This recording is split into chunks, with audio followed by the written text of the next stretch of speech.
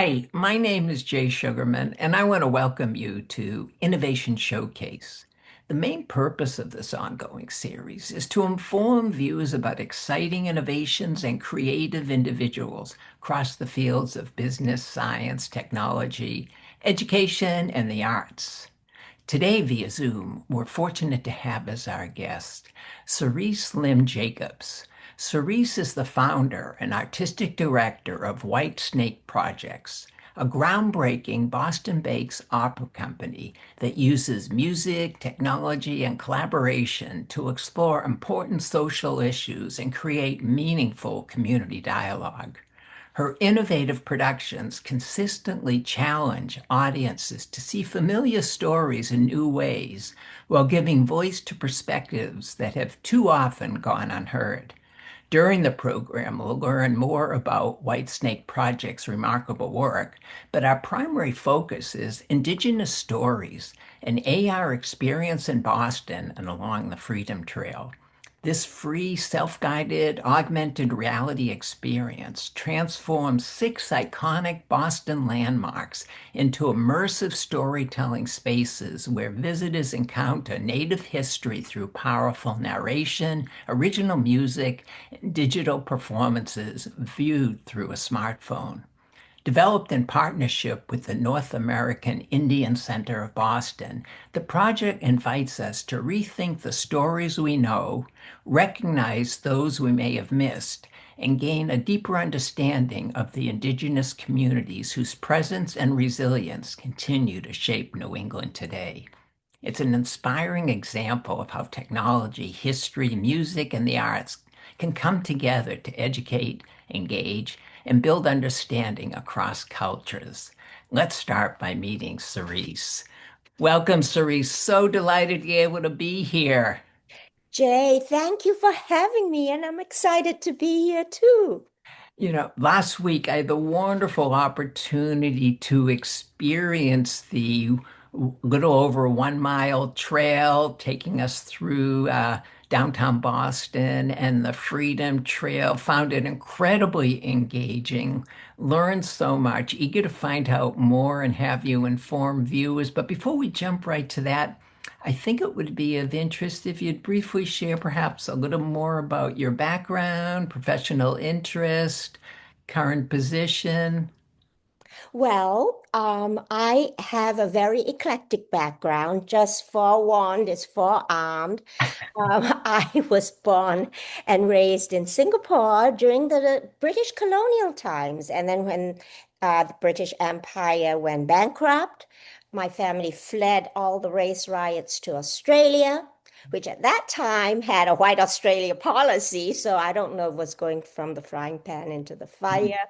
I was there for 3 years before I ran away from home and went to Oxford, England to marry the first love of my life at the age of 18, and then Mm. subsequently was a nomad, uneducated, etc., until I came to the United States. And believe it or not, I did my undergraduate degree here through my husband coercing me, and then I went to Harvard Law School and I became a trial lawyer, then a Mm. federal prosecutor, then a trial partner. And then when my husband begged me to retire so we could spend more time together, we founded Whitesnake Projects, an activist performance company. And so I went from a lawyer by training, I took all the skill sets I learned as a trial lawyer, transferred them to the arts, and here I am, and here's White Stick Projects. Terrific. And we do work that uplifts voices that are underrepresented. We work closely with community, and we try to show and have rational and heartfelt discourse about current social problems through the lens of art. Wonderful, wonderful. How do you decide which social issues or historical stories are best suited to becoming these type of experiences? That's a really good question because um, music theater requires a long incubation period because we're not doing established IP where all you do is write to the publisher or to the owner and say, I would like to, do your musical X, Y, and Z. No, we are one of the few companies that only produce work we commission. So every Ah, work is a world premiere. So your question is particularly apropos because how do we then decide what we're going to commission? And we've got to commission it years before it premieres. hmm, I think it's being part of the community, having your ear on the ground and immersing yourself in what community concerns us. So we premiered last year our 2025. Our theme for 2025 is climate. Because, there were a lot of changes now. All the legislation protecting us from greenhouse gases designed to slow down climate change have been pretty much abolished. We've pulled out of the climate accord. And yeah. so that became our topic. The year before, 2024, we all know that was the year of the general election. Of course, that was easy to predict because, it's on everybody's calendar, right? So we commissioned and premiered. Actually, here's my t-shirt. Is Ah, This America? It's the nice. story of Fannie Lou Hamer, who, of course, is the Black activist, daughter of a sharecropper, who was instrumental in galvanizing the Black vote in the South. And in fact, she was recognized during the Democratic National Convention in Hmm, 2024 because that was her maybe 40th anniversary. wow. I'm not good with dates, but or when she marched upon the DNC convention. Hmm, So that's how we do it. Now, fast forward to 2026, the year we're in. We were all anticipating the 250th anniversary of mhm, this country. And I knew that one very important voice was going to be left out of the conversation. And we know what that is, the Indigenous voice. hmm, So our programming theme for all of 2026 is to uplift Indigenous voices. So we have a whole gamut of programming, hmm, um, all focusing on learning more about, on discussing, on activating and galvanizing people around Indigenous themes. And Indigenous Stories, the AR walking tour of Boston and along the Freedom Trail, is one of those offerings. mhm. Would you please share a little bit of what visitors can experience as they walk through Boston and this augmented reality experience? Yes. So let's start with how do you get the app? Very easy. Go to whitesnakeprojects.org. Okay, whitesnakeprojects.org. That's our website. And if you're on our homepage, you will see Indigenous Stories, and you click on that, and there will be a button which says, Go on the tour, or words to that effect. You hit that, and there will be step-by-step instructions because you just give us your email. We'll send you the link to the app. Now, the app, I'd like to give a shout out to Haverley, which is a um, local New England startup company Hmm, who has embarked on creating this augmented reality app. And we worked with them. because we are a performing arts company, we know how to produce performance, but then to get the performance into a AR app is a whole nother story, right? So we needed help with that. And so once you've downloaded the app on your phone, you the app will give you a map of the walking tour. Now you look at the map. If you look at the map, I'm going to peer at the map here. There is a suggested route because that way you don't have to double back on yourself. If you start at the Boston Harbor Pavilion, Hmm. where you will the first at that stop, you will see the wonderful Thea Hopkins, who has devised a story around what happened at the Boston Harbor Islands, where um, and communities of praying Indians. These are Native Americans who had converted to Christianity, and they were viewed to be dangerous during the King Philip's War, and they were dumped on the Boston Harbor Islands and left with no food, no resources to survive the winter. Of course, many of them did not survive. Right. Right. And her song is called Blossoms and Ghosts, um, referencing the souls of the people who did not survive, and of course, those who did. This is the kind of thing you will encounter. And then from the Boston Harbor Islands Pavilion, you can walk across to Faneuil Hall, and from there to the old State House, where there are two performances there.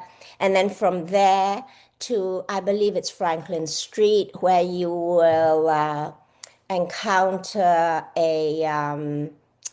uh, a piece by Mualim, the funky professor, who's also Wampanoag, and he sings about the defense of King Philip, Metacomet is his true name, but the English called him King Philip. And then from there, the final stop is the um, Boston Common. And we view the non-existent great elm, who was also known as the hanging tree, because so many Native Americans were hung from there, as were African American slaves. And it's no longer standing, but we have a 3D elm Right. tree in the app, which you can see in a sort of autumnal mode, because it's a very elegiac piece that they are composed just for this walking tour. Hmm. Hmm. How did you decide which of these locations to focus on to tell the story? Um, NACOB, the North American Indian Center of Boston, and they propose, I believe, 10 Uh, stops and another 10 sort of, they call them detours. They're sort of not a little bit more off the beaten track, let's put it that way. But whereas the route I just outlined to you is really a very direct, compact, uh, short route. And we had our three artists, and we presented all of these uh, sites to them okay. because part of working with artists who devise and who improvise and who create new work is you cannot force them or tell them to do something because they're not inspired, so they'll do it, Yeah. but it'll not be in an inspired piece of work, right? So we just gave them these sites. We had done preliminary research on it, Ah. and therefore well, a lot of these sites, they knew their own indigenous history about it, but, you know, just in case. We gave them some research that we'd done. And then they immediately said, I want to do A, I want to do Ah, B, I oh, want to do nice. C. So that's actually how it happened. I did not choose it. Great. That's And very interesting to hear. yes, and then of course, once they had adopted a site as their own, they then delved into it. They did more historical research. They talked to their families, their friends, who, a lot of the history is also oral history. And they then devised the piece. So the words, the music, and they also perform it. So they are like a multi-hyphenate. Um, Yeah, no, it's a fabulous opportunity. And building on that, what unique possibilities does this blend of technology and performance create that a traditional museum exhibit or guided tour could not? well, I think it is so much more present and immersive because, you know, one of the ways that I came to this technology was because since the pandemic, as you know, the performing arts, and I'm not just talking about the classical music performing arts niche. I'm talking about all performing arts. If you look at surveys and polls and so on, have lost audience Yeah. because streaming services have really come into play, and it's a huge competitor to live performing arts. So don't get me wrong. I totally believe in the liveness of the performing arts, but I also believe that we need to meet new audiences where they live, which is on their phones, because Yeah. who knows? Maybe they'll see this and they'll see an ad later where Thea is singing at a club or something. They say, "Oh, I've experienced her music. I have a free evening. I'm going to go see her, Mhm, mhm. Uh, I'm going to bring friends." And I think also there's a lot of talk about our audiences aging out, and this is a way where we can connect with young Mm, people. nice. So it's literally going to their home territory, Definitely, definitely. right? And so that's was my impetus. Like, what is the point of telling a story that only a room of people can hear? Because short of hiring a gigantic hall or stadium that, seats 10,000 people, but which we can't do, of course. But in a small room, a small performance space, what are you talking? 200, 400, 500 people? Mm. And there's only one show or two shows. Whereas to extend our art form into the digital space reaches a larger audience, a new audience, and gives the work longevity.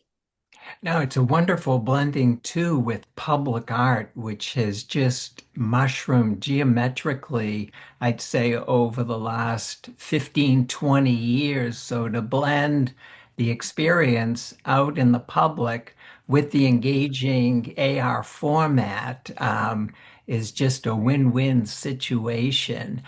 What kinds of reactions have you heard from visitors who thought they already knew Boston's history but discovered an entirely new perspective through this experience?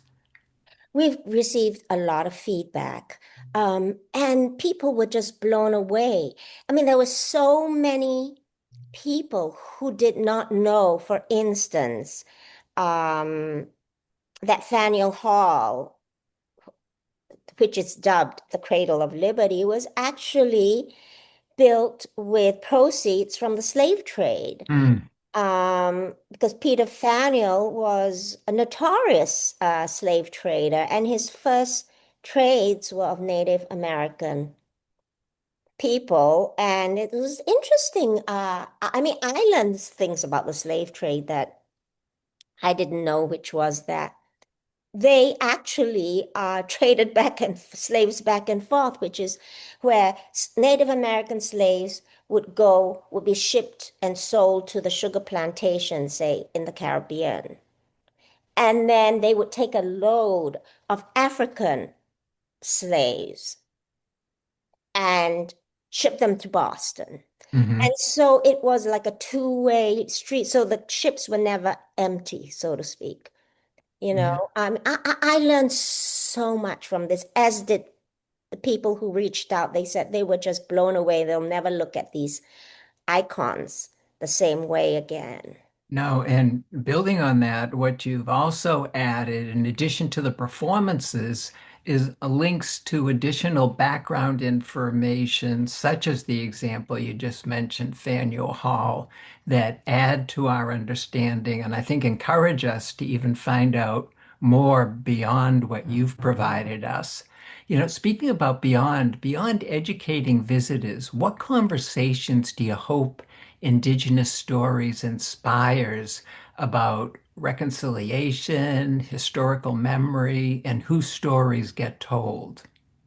I think that my great hope, not just for Indigenous stories, but for our entire year of focus on uplifting Indigenous voices, is that it will generate conversations along the lines. I know a lot of my Indigenous friends say people think we are extinct, but we're not.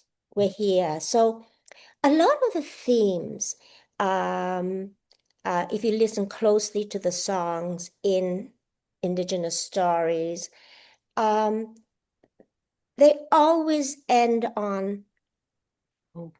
a hope, on something like we are still here. Despite the genocides, despite everything, we are still here.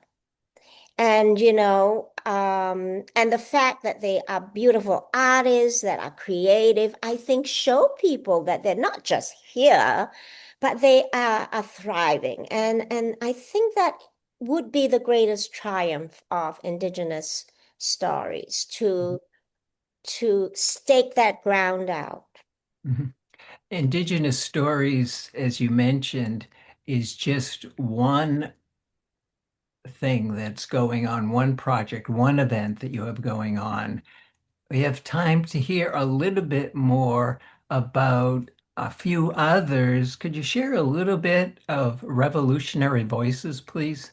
Yes. So, um, as you may, I don't know how much people know about Indigenous history, but uh, everything ties together. So one of the stops on the walking tour is the site of the Boston Massacre, which is right in front of the old State House on that little triangle of Hmm. pavement.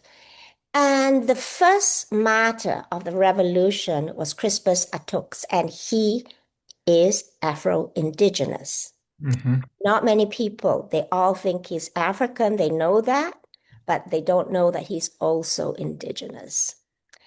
So Indigenous peoples have all been part of the revolution. And of course, they're continuing their own quiet, sometimes not so quiet revolution up to the present.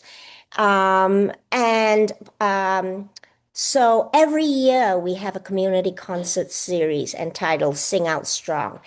And the theme takes the theme of our programming. So last year, because it was climate, it was Sing Out Strong Environmental Voices. So this year it's Revolutionary Voices. And we engage Lokosh.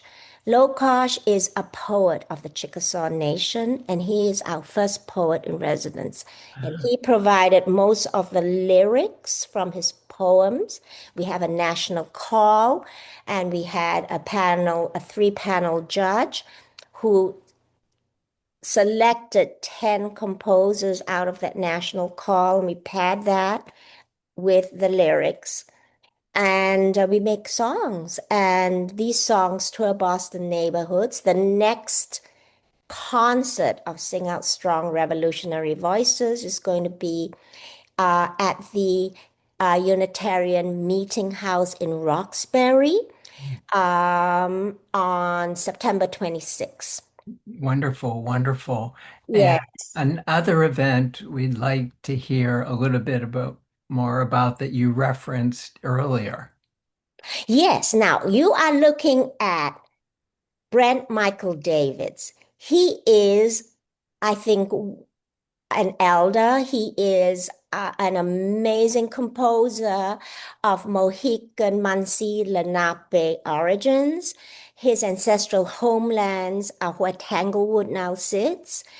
And it had been his dream for the last 25 years to have his Requiem for America finished and produced. And for, oh, I don't know, 15, 20 years, he was a voice in the wilderness because nobody he approached, no performing arts company, no grand tours would touch his piece because it was so, um, they viewed it as a political time bomb because it explored state by state the genocidal founding of Mm.